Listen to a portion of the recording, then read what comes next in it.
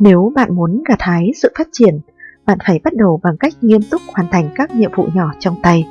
Bắt đầu với việc chạy bộ 1 km và bắt đầu với việc đọc một cuốn sách. Bạn muốn trở thành người như thế nào và bạn muốn sống một cuộc sống như thế nào tùy thuộc vào mọi quyết định của bạn.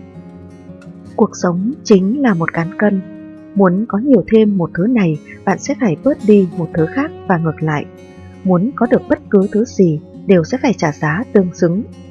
Cách nghĩ sẽ quyết định cách làm sẽ quyết định cách sống. Sau đây là 5 nguyên tắc sống để làm người và làm việc, hy vọng sẽ có ích với mọi người. Thứ nhất, quy luật 5 phút. Khi bạn muốn làm một việc gì đó, bạn phải bắt đầu hành động trong vòng 5 phút. Nếu không, bạn có thể trì hoãn rất lâu, thậm chí là không làm. 5 phút là một thuật ngữ chung chung, không nhấn mạnh gì hơn tầm quan trọng của việc làm ngay. Mọi người đều mắc chứng trì hoãn ở một mức độ nào đó, trì hoãn những việc cần làm cho đến khi không thể thực hiện được nữa. Ví như khi chuông báo thức reo vào buổi sáng, bạn đã tắt nó đi và ngủ một giấc tiếp, hay nằm trên giường trước khi đi ngủ và nghịch điện thoại di động, và không bao giờ viết bài trước thời hạn.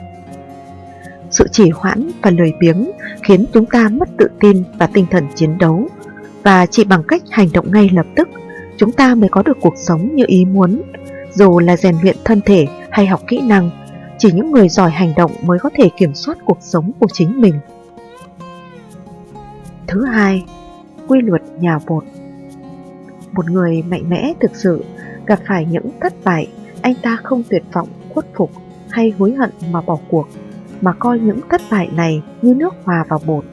Trong quá trình trộn nước, anh ta phải không ngừng nhào nặn, tăng sự dẻo dai của bột. Kỳ thực trong cuộc sống, khó khăn giống như sóng biển, không phải cứ hết đợt sóng này đến lần khác sẽ lặng sóng, mà là hết đợt sóng này đến đợt khác. Đặc biệt là thử thách đối với con người, chỉ bằng cách mỉm cười chiến đấu với những thất bại, coi vấp ngã là điểm báo trước, coi thất bại là chất dinh dưỡng, bạn mới có thể ngày càng dũng cảm hơn và trở thành người chiến thắng trong cuộc sống. Thứ ba, quy luật để ý. Thứ gì càng để tâm càng dễ mất đi, trong lòng càng khao khát lại càng dễ bỏ lỡ. Vì quá quan tâm nên không thể buông bỏ, vì quá ham muốn nên hoảng sợ. Trong cuộc sống, nhiều vấn đề khiến chúng ta bận tâm, vì chúng ta ôm giữ mọi thứ quá chặt chẽ và quá quan tâm đến những điều được và mất. Bình tĩnh đón nhận, bình tĩnh mất đi, để tự nhiên diễn ra và thoải mái với hoàn cảnh.